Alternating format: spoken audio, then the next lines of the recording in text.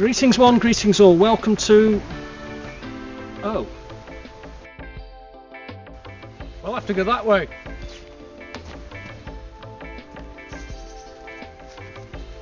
Ah, that's better. Greetings one, greetings all, we're in the small village of Henllan and it's just outside of Denby. Ian, do you know how far outside of Denby we are today? Yes, it's about 2 miles outside of Denby, Peter. Yes, it's very well known for its church. And did you know, this is an interesting fact, that the tower of the church is built separate to the body of the church? And would this be St Sadwin's Church? It would indeed, and I'll give you the reason why. Yes. Oh, okay, thank you for allowing me to give you the reason why, and of course our viewers. And it's this. The parish of Henllan was a very, very large parish in the olden days, and they built the tower, the church tower, the clock tower, the bell tower, on top of a rocky mound in order that the sound would spread over many, many miles. Well, 2 miles anyway, Peter. 2.5 miles to be exact. Shall we go and investigate? Yes, let's do that.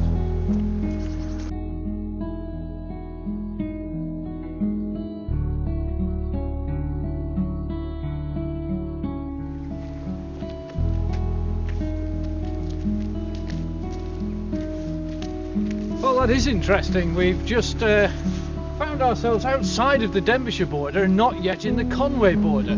I think that means we're in no man's land, doesn't it, Peter? It does. It means that we can build a house here without planning permission, we can park a vehicle here without fear of a traffic warden putting a ticket on, and we can do whatever we like. It's tax-free. No council tax. No council tax. I vote for that. I vote for that. It's unanimous.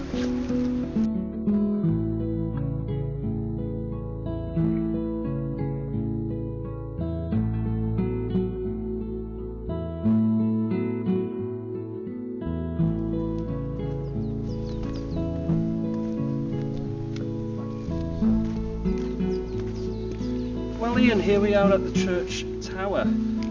As you can see, it's on its own. Shall we go and investigate the main body of the church itself? That would be fantastic.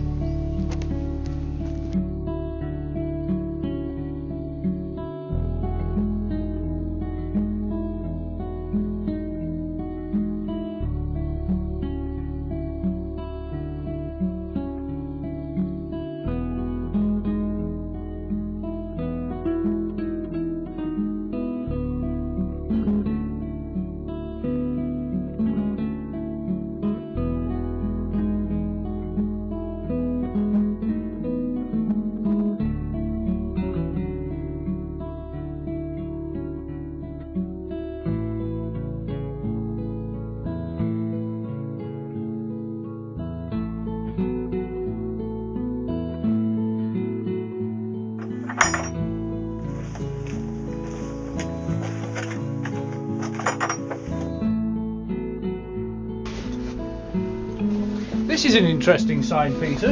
Ian, it is indeed. It's from the year 1935 to commemorate, to the glory of God, the Jubilee of King George V. And it was presented by Sir Ernest W. Tate, Bart of Denbighshire in Henllan.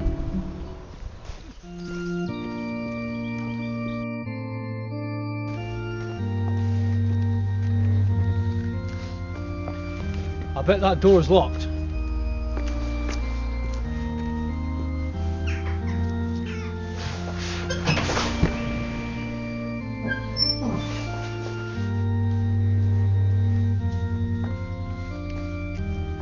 See?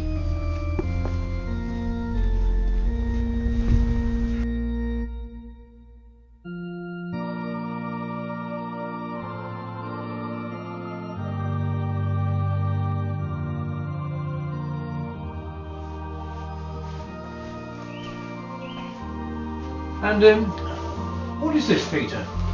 It's actually a very interesting plaque, plaque of names of those of serviceable age who served in the First World War, the Great War, from 1914 to 1917.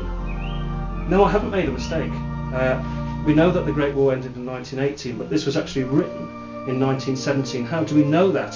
Well, one name in particular, Jesse Hughes, is down as wounded. He was wounded in 1917, but he subsequently died in 1918. It's every person from the parish. It shows how huge the parish was because there's over 250 names of people who served. and it just shows how important the village at that time was. Fantastic.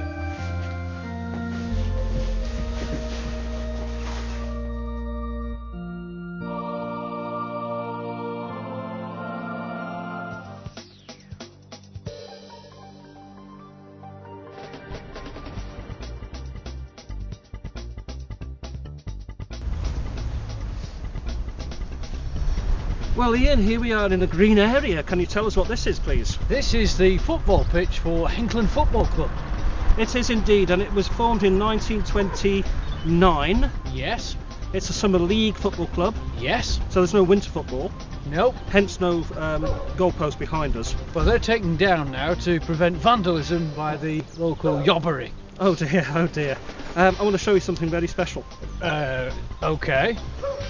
Would you like to touch that?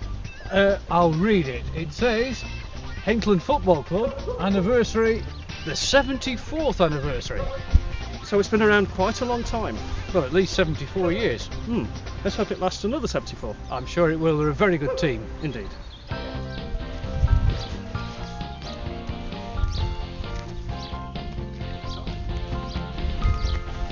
Ian, what have we here? This is the Clindeer Inn. It's got a famous story attached to it. It has. It's a ghost story. Shall we tell it? Well, you're the expert on the ghost stories, so yes. Okay, let's have a look at the pub.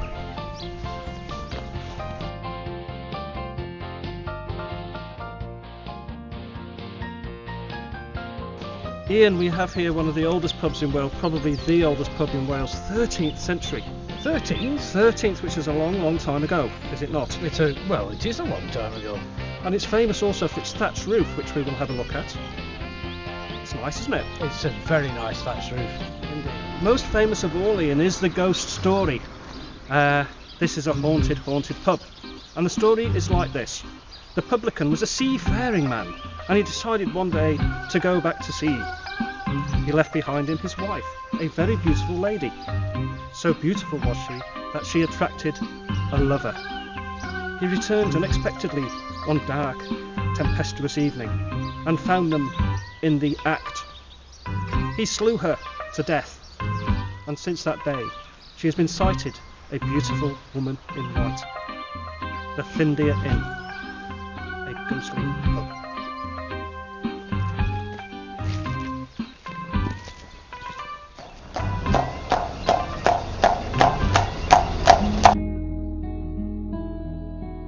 Ian, one thing I do love about Henllan is the old buildings that we've got here. We've got Church Street, we've got streets named after things like the church, the school, and we have the old-fashioned school behind us now, which is still going to this day. Yes. Ian, do you know who the most famous man is to come out of Henllan? No, Peter, tell me, who is it? We have to go back to the 15th century. 15th century? 15th century, the most famous man, someone called Humphrey Llwyd. Oh, right. You've heard of him? Yes. Good. Tell us all about him. Well, he was called Humphrey and his surname was Llwyd. He came from the Llwyd clan of the Clan Llwyd from the shores of Cloch Llwyd in Llwyd. Ian, you're quite right there. He was also a cartographer, which is how he made his name. He went overseas mapping various countries and areas of the world, and he was actually born a mile outside of Henllan, so possibly it doesn't count, in a place called Foxhall. Oh, Foxhall, yes, I know Foxhall very well.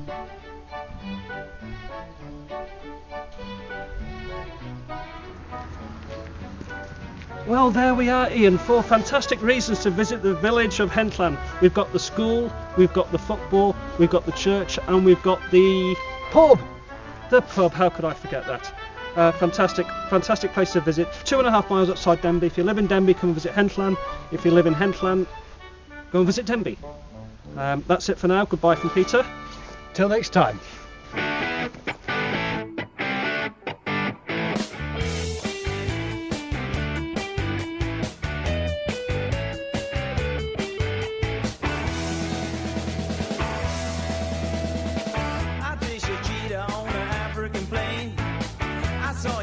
In Barcelona, Spain.